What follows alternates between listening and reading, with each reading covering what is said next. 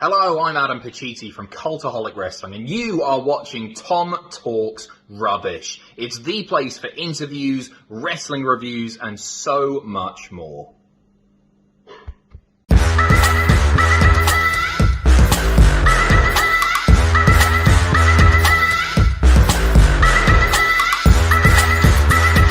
Make sure you subscribe to Tom Talks Rubbish. I highly recommend you subscribe here.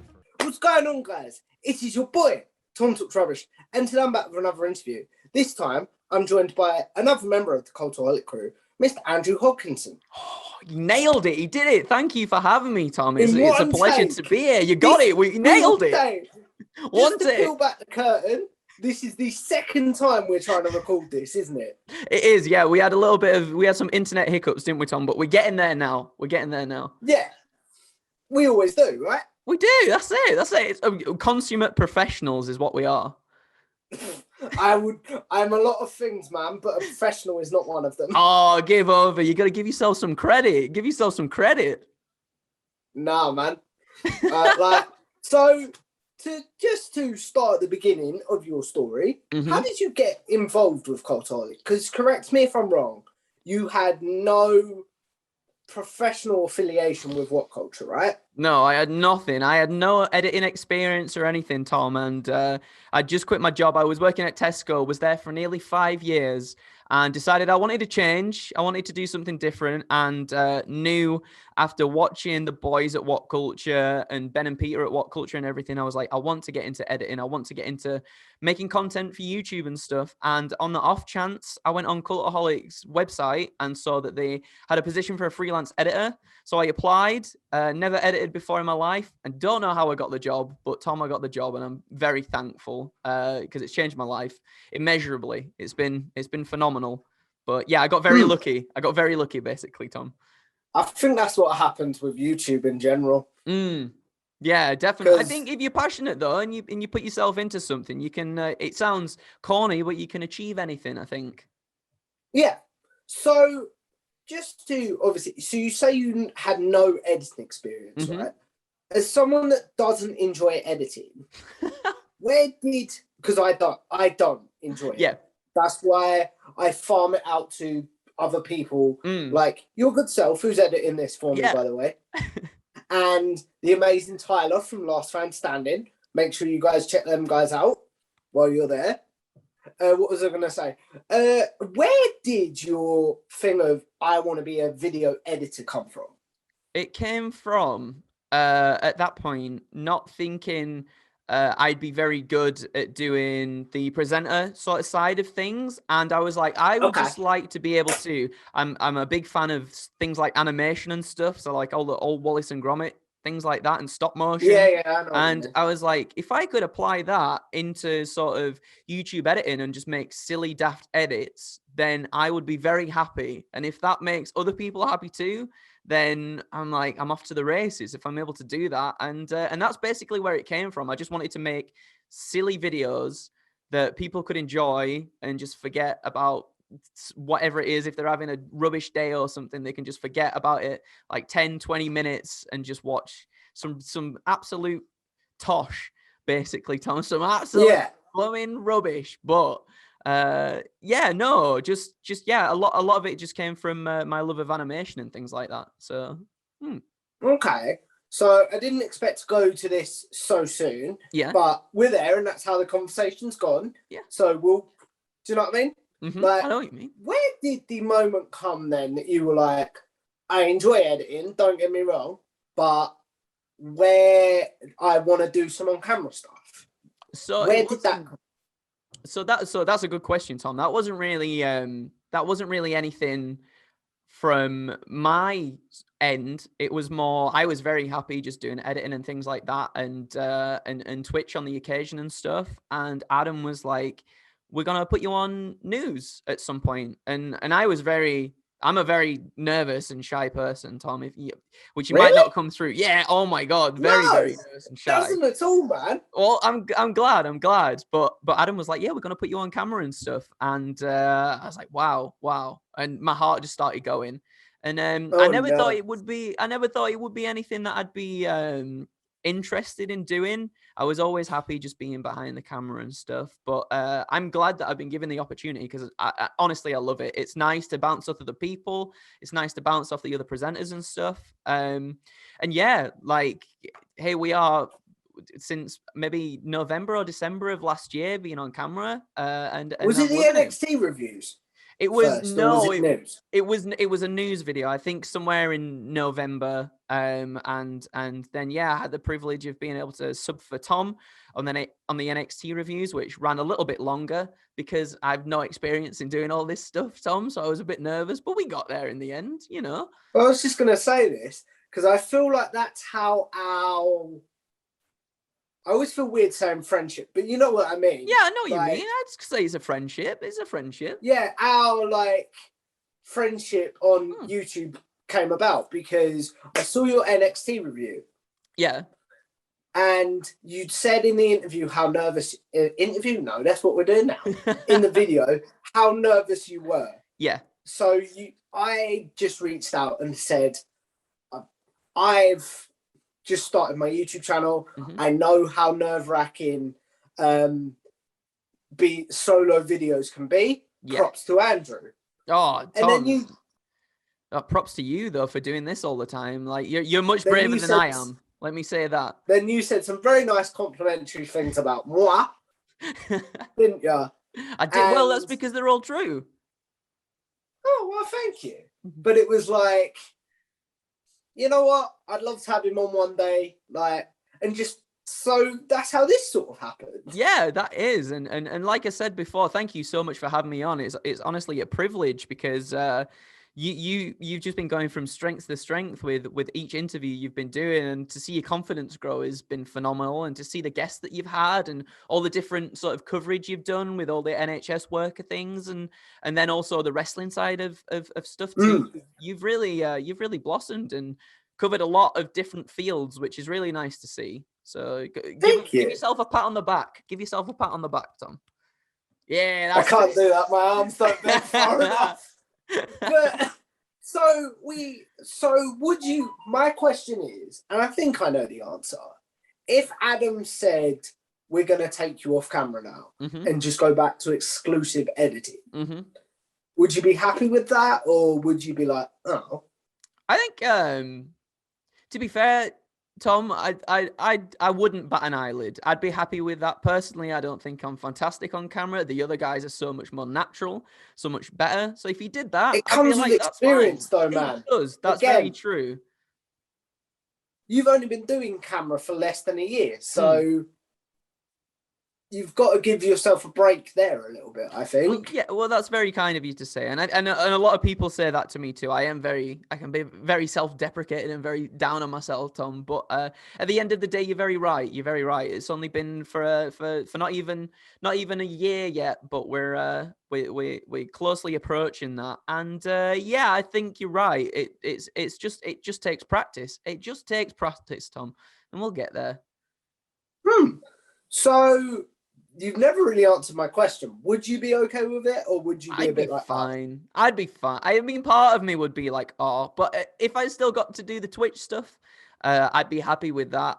But I still love editing so much, I love editing a lot. I don't get to do it as often, or much more slower now, should I say, that we're doing a lot of things on camera a bit more. But no, I get it.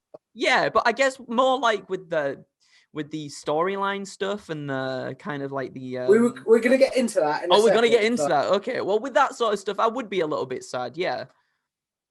So I had Adam on, obviously, and he said that the storyline stuff came about because they wanted to ingratiate you more to the fan base, and because as Adam's job role has expanded more behind the scenes, he might have to take a step back off camera.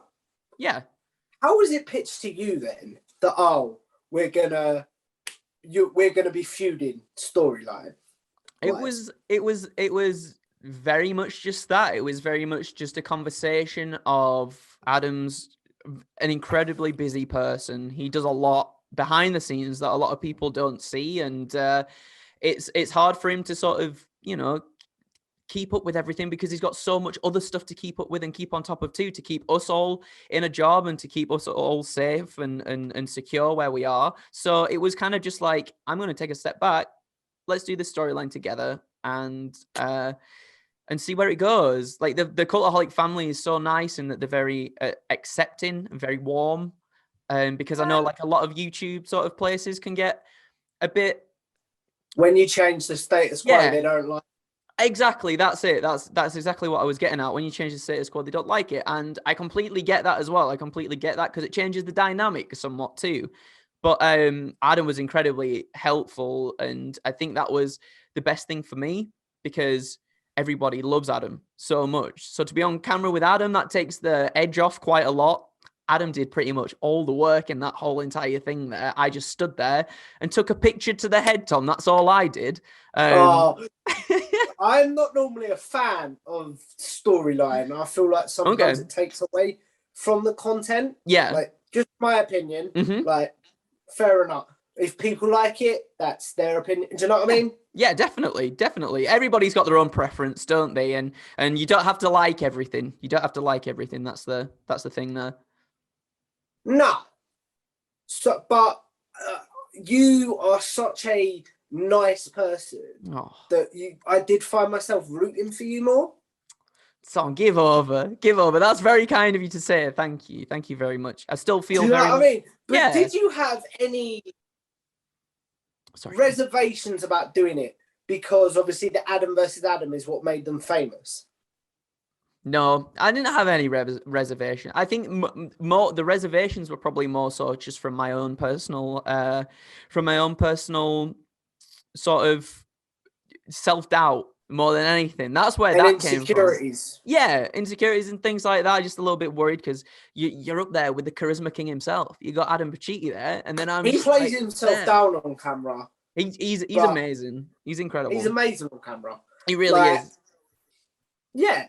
So, obviously, you're doing the storyline stuff at the minute. Mm-hmm. Obviously, you can't reveal much about where it's going. Mm-hmm. But do you have input on the creative side of the storylines? We do, like every, just like everybody has the say. A lot of it is just like we don't know what's going to happen because a lot of it is kind of just like just go with the flow and see what happens. So obviously stuff like predictions and everything like that, you can't predict everything. I was just going to ask that.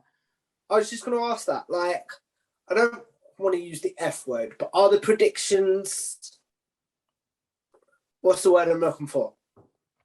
Fixed? Yeah. They're not. You can't.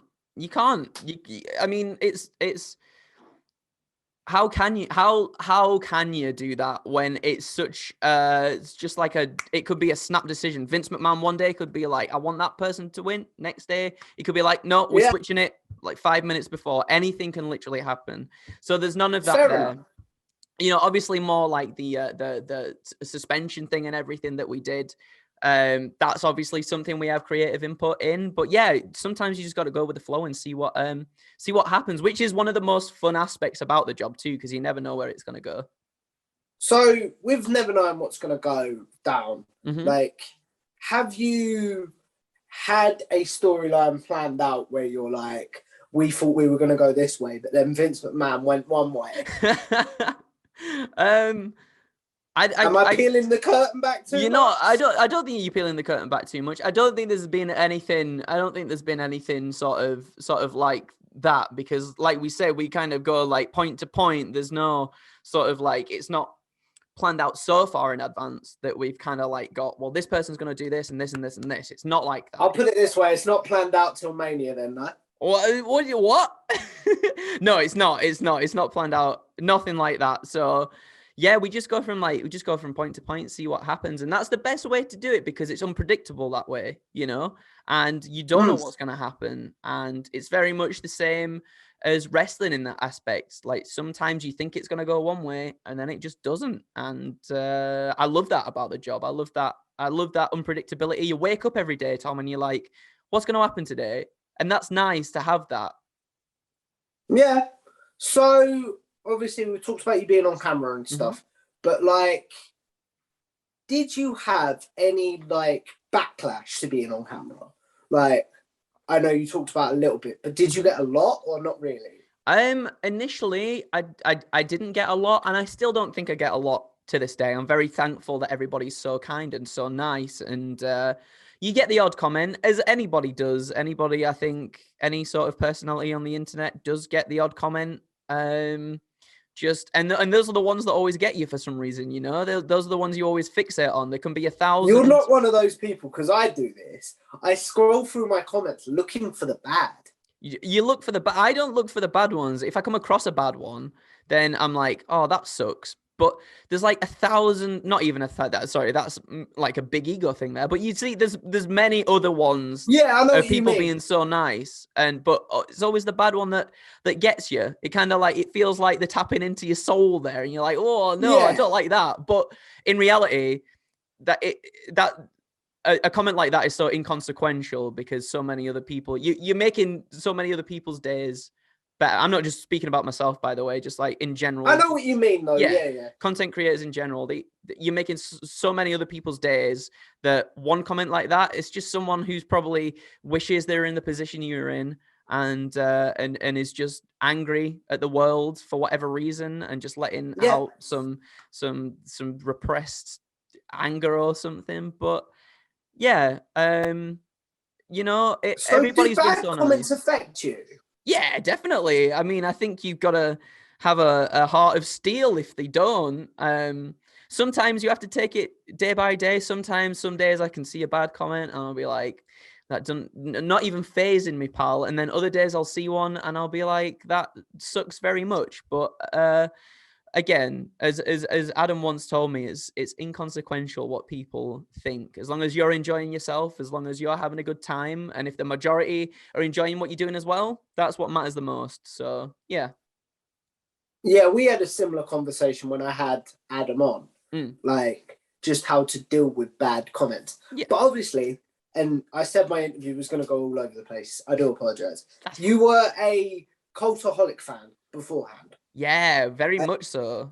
And still I had, did you have sort of your Starstruck moment when you first met them? Yeah, so like for the first 6 months to a year, I was petrified about speaking to anybody, Tom. So I don't even think I properly spoke to Adam for a long time. It was kind of sort of after the first year going into lockdown that me and Adam kind of got to speaking a lot more. I used, like, Sam and Jack. I mean, everybody's accommodating, by the way. Don't let me think that nobody's nice. Other people are nicer than others. No, everybody is so lovely.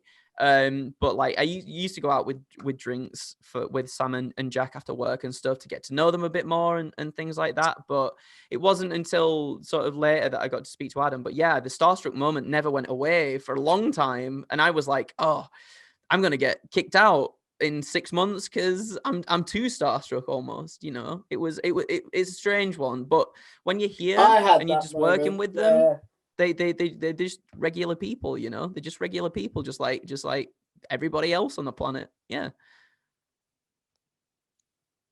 Yeah, I had that moment when I interviewed Adam. I don't know if you've watched that interview. I have. I've seen bits of it. It's very good.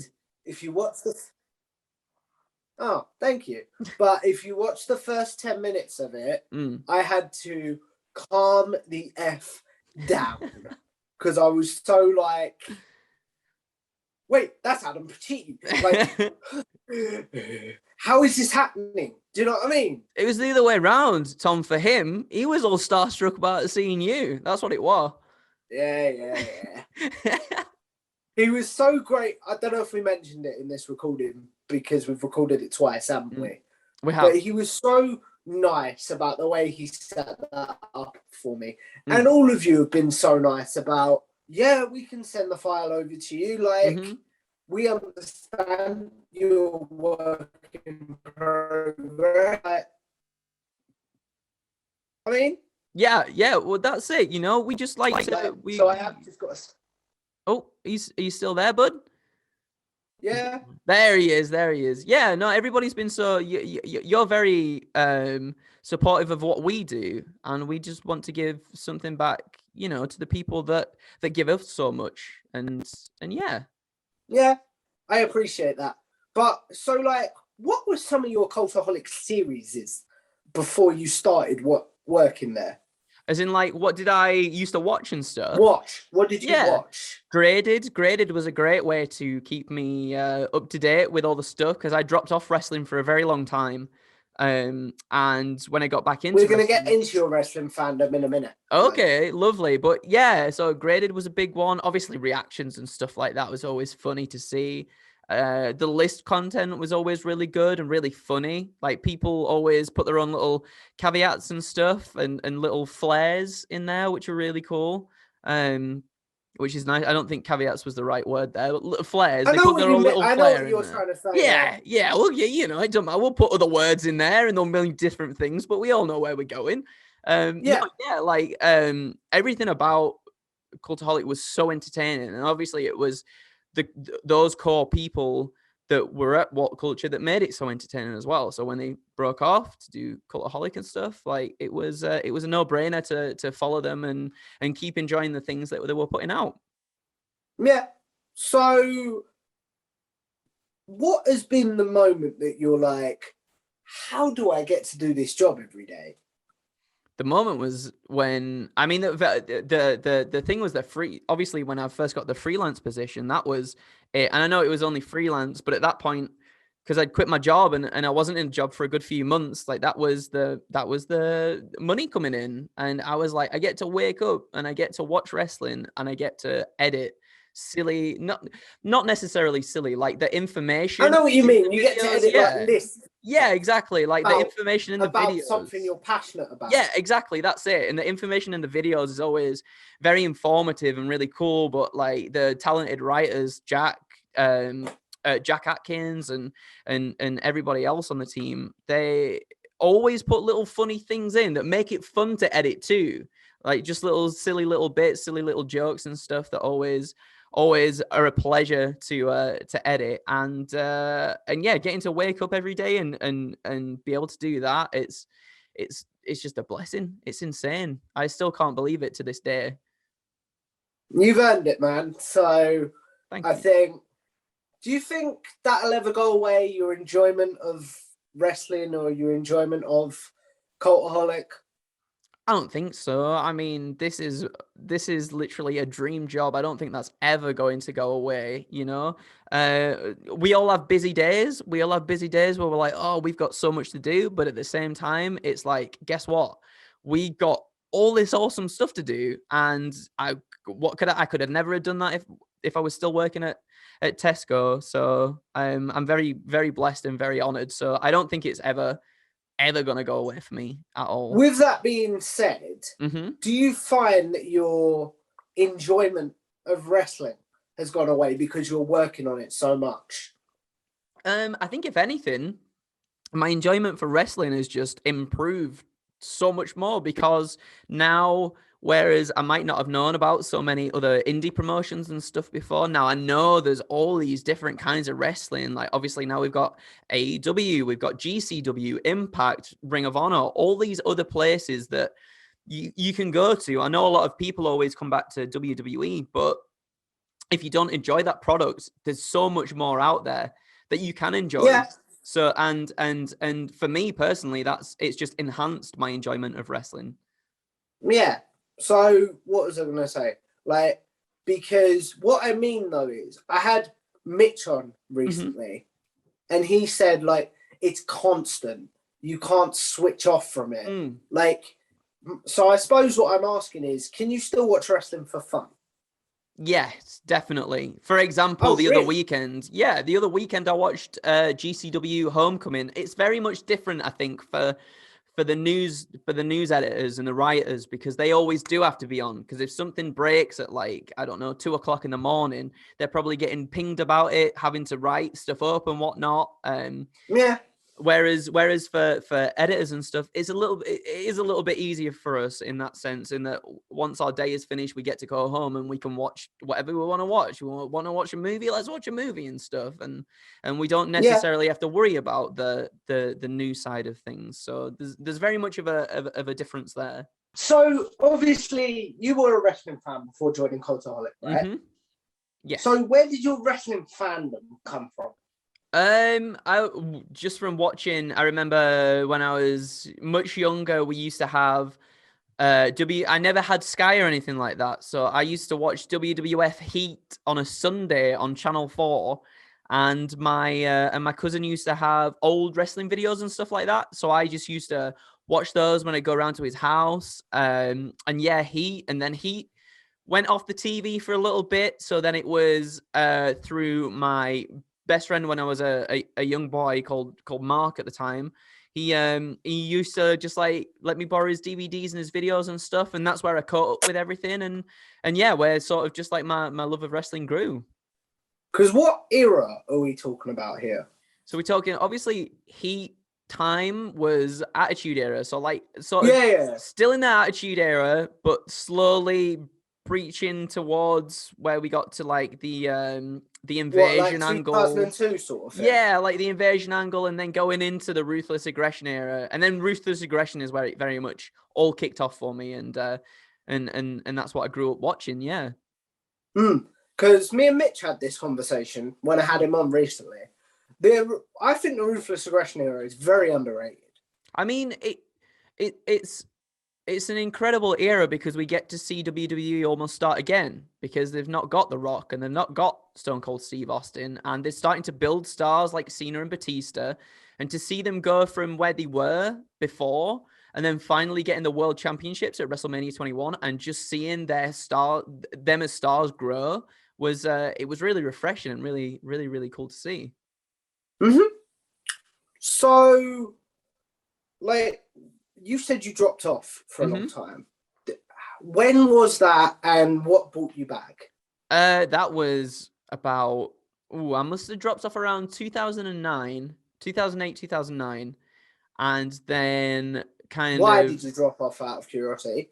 So I dropped off because I got into music. Music became my life for a very long time. I went to university to study music and stuff, and just didn't really have time or the energy or the want to keep watching wrestling. Like, it had gone into a bit of a lull period for me, and I just wasn't enjoying it as much. And I just dropped off, and that was that for a few years. And then it was around 2013 that I dipped my toe back in again. I'd heard about this little fella called CM Punk or something like that. He was doing good things. And yeah, it was CM Punk. Getting close to him coming back. Oh, we'll see. Hopefully so. I'm hoping so, Tom, because I think everybody's excited to see him come back, and I think everybody's. I had this conversation with Mitch. Right. Do you reckon that AEW will be in trouble if it turns out that it's all been blown out of proportion? I don't think they'll be in trouble because they've not necessarily announced that it is him who's going to be coming to the company. There's just been rumblings backstage and rumblings across different media outlets and stuff. Like, nothing is set in stone that it's going to be him. Nothing official has been said that it's going to be him. So I don't think they'll get in trouble. There'll be a lot of fans upset and directing their anger towards AEW, and I don't think that's necessarily fair. By in trouble I meant with the fan base, not like networks and stuff. Oh no, yeah, no, I think with fans, the fans will get angry if he doesn't turn up, because we're all speculating and we're all thinking at the moment that he's definitely going there, and obviously we've heard about talks and stuff of him going there, so we're very much thinking this is going to be it. He's going to AEW, but they haven't necessarily put anything out to say Do you that think he is yet. fans have blown it out of proportion? I don't think fans have blown it out of proportion. I think sort of just the way they've been teasing things, along with CM Punk himself teasing stuff. I think that I don't know how to describe it, but it's like It's not been. I don't think it's been blown out of proportion. I think our expectations are just set very high at the moment. And oh, go on. Sorry. No, continue. I need to stop interrupting people. Oh no, honestly, it's all right. I think my thought had finished there anyway. I don't know what else I was going to say there, Tom. I compared it when I had Mitch on to the finger poke of doom. Yeah. Do you think it will be that much of outrage out?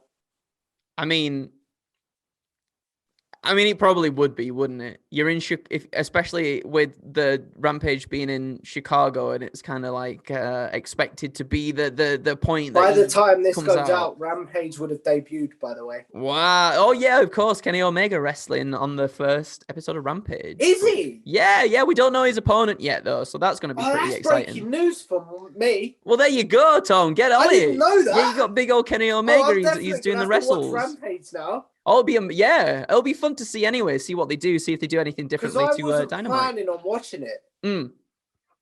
Now you've got to. No, I've got to. Now you've got to. Yeah. So, obviously, we talked about your fandom in the Attitude Era, but what keeps your fandom alive now?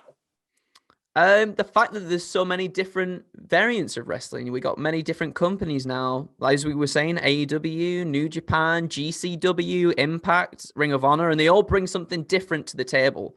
And still, that is very exciting because now I think we're exposed to a lot more different styles of wrestling too. A lot of lucha libre stuff, a lot of strong style stuff, a lot of like the hardcore deathmatch kind of stuff as well. And I think now more than anything, wrestling is so much more accessible than it was when I was a kid back in the day, because all we had was Channel 4 or Sky, and that was it. So for there to be this huge pool that we can pull from now, that keeps me very much excited, because if there's something I don't like, I'm like, guess what?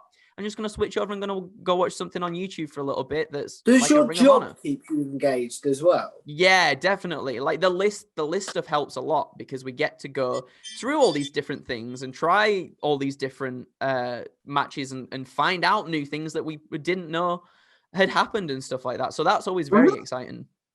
So this brings me to another little point. Would you, if you became disenfranchised with wrestling, or whatever words you want to use, would you still work for Cultaholic?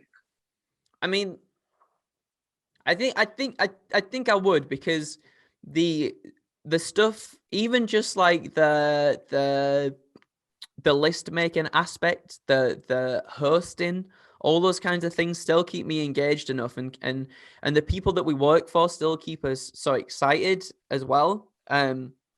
Like working with Jack or working with Adam or Ross or Sam or anybody keeps your excitement levels going, and it keeps you wanting to stay in the wrestling sphere too. And I think even if say wrestling did become a little bit of a chore to one of us, I think we'd still find enjoyment in finding a way around it, to find a way to get back into it and feel excited about it again. So yeah, without a doubt, I'd never want to leave. I never want to leave this place. I know video games are a big part of your life. They are. So, and I know that you want to do work with Triple Jump, right? Yeah. So we talked about it with Adam, that there's got a lot of collaboration rather than people jumping ship. But if it was offered to you, would you jump ship to Triple Jump? No, I don't think. Like, Cultaholic has made me what I am today and given me so much. And I'm forever in the debt of everybody at this company. So I'd never jump ship. I've been thankful and lucky enough to get to work with both of them, like doing their doing Triple Jump's WWE games ranked from worst to best video, which was one of my favorite things I've ever done.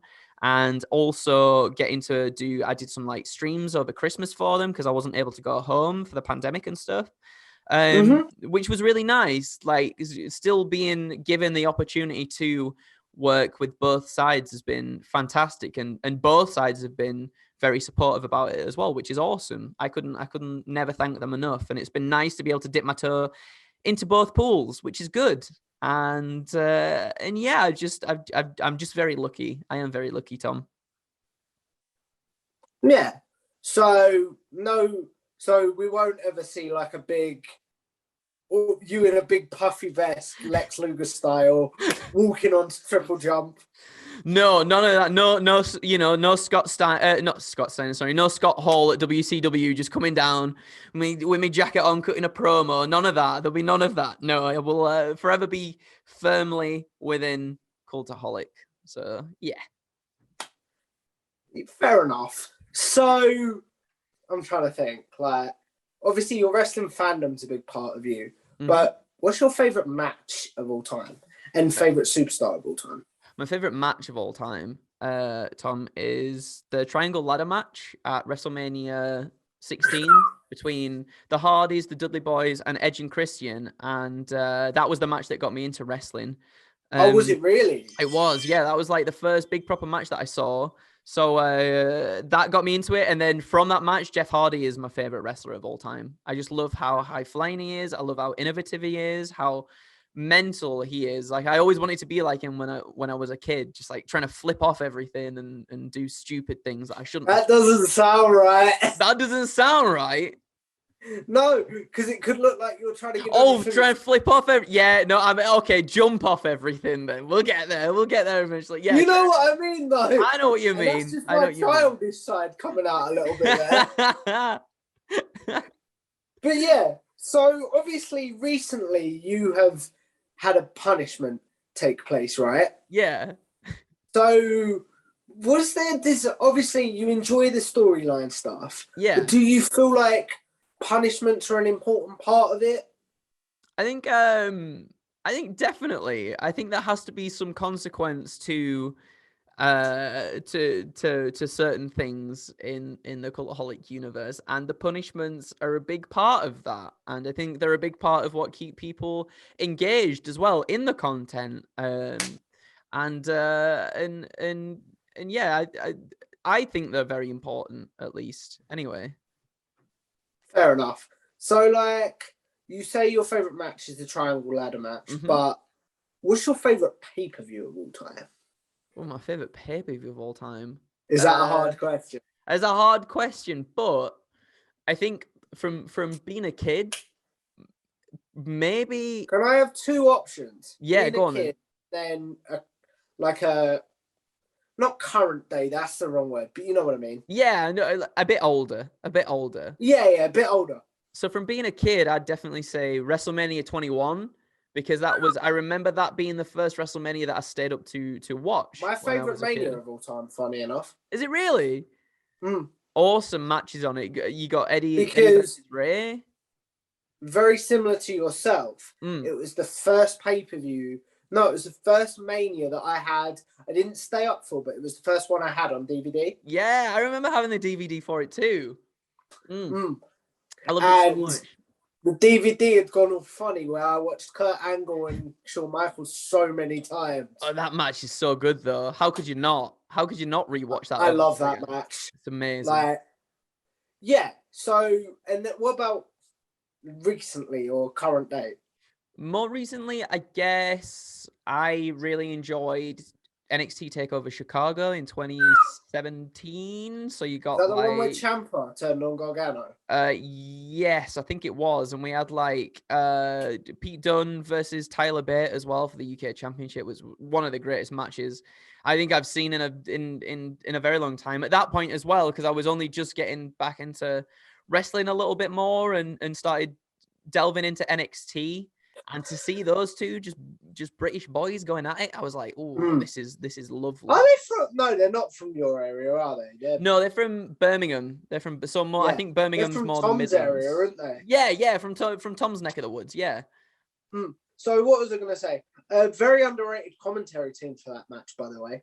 Oh my god, yeah, because you got JR on special commentary for that one. JR and Nigel McGuinness. Nigel McGuinness is just the boy. He's so good. Like, I would love to see. I know he currently works for WWE, right?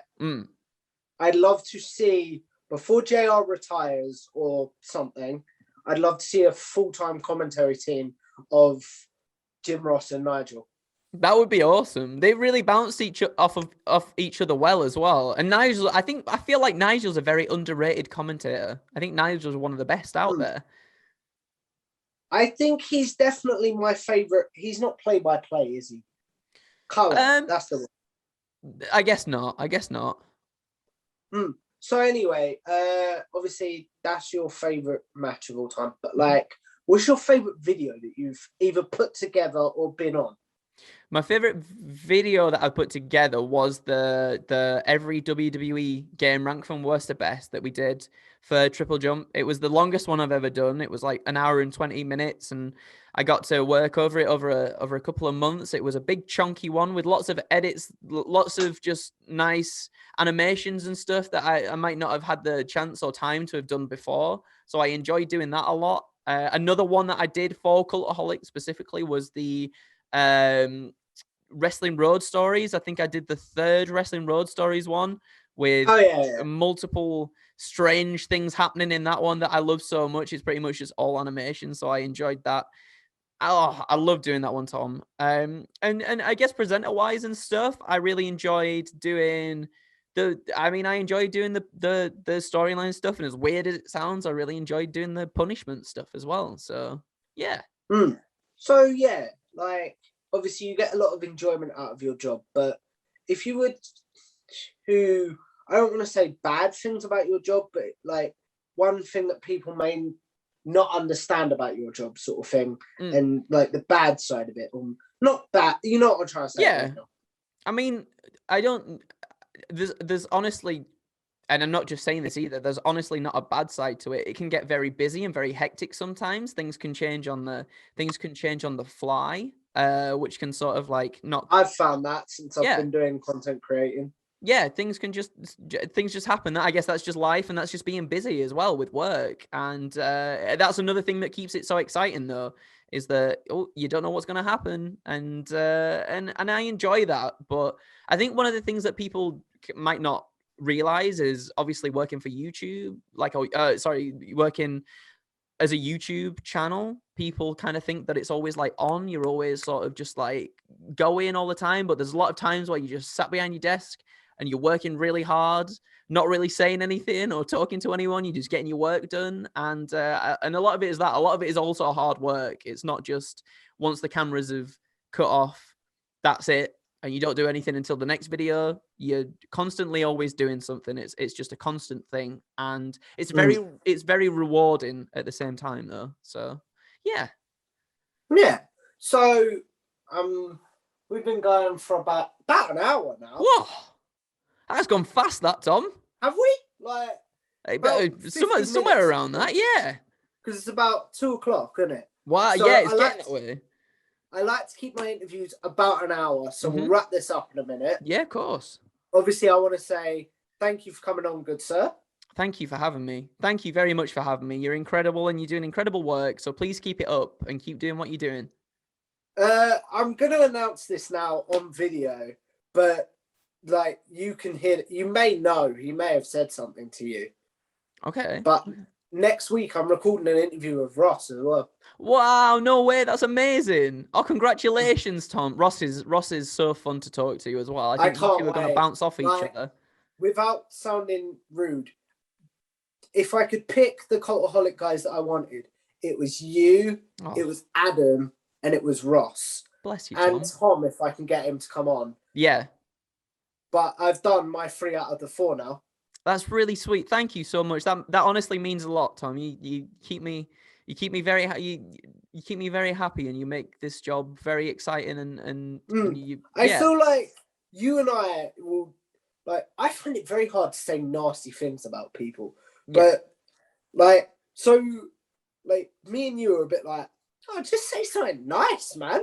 That's all it is. What's the point in expending energy to be negative about someone or something? Just why not make someone's day? You know, why not make someone's day, and why not? I agree. I agree with you. Yeah. So I cannot wait for that interview with Ross. But this has been amazing, man. Thank you. Again, thank you so much. It's been a pleasure, Tom. And just keep doing the amazing work that you're doing. So the question that I always end on is, for YouTubers, I end on 2 different questions. obviously we're going to live forever with YouTube. Yeah. So what is one video that you're like, ugh, if I could delete that video, I would? And what is one that you're like, I love that video. That's my video that I'm most proud of. My video I'm most proud of. Oh, that makes sense. That makes sense. That makes sense, doesn't it? Yeah, it does. So probably the one that I'd say delete would. I don't know, because I would kind of like to have the first news video I ever did out there, because it will show me how much I've grown or how much I haven't grown. I don't know. I've not gone back to watch it, but I would probably that one, so we can erase that and start fresh. But the one that I would be like, please do go and watch that would be the Road Stories one, the Wrestling Road Stories one, the most recent one. I love that one so much. And all right, that's an editing one. That I is. Want to present. Oh, you want a presenter one, Tom? Oh, well, I think then possible, just to show everybody how hard I am, because you know me, Tom. I'm the hardest man going. Me. Okay. I think I know where this is going. Go watch the Chops video. Go watch the Chops. Yes, video. I knew you were gonna say that. You knew it all along. Yes, go and watch that one. It's fun. I love that. I love punishment videos because you can. I'm trying to figure out how to phrase this. You can tell it's all done in good fun.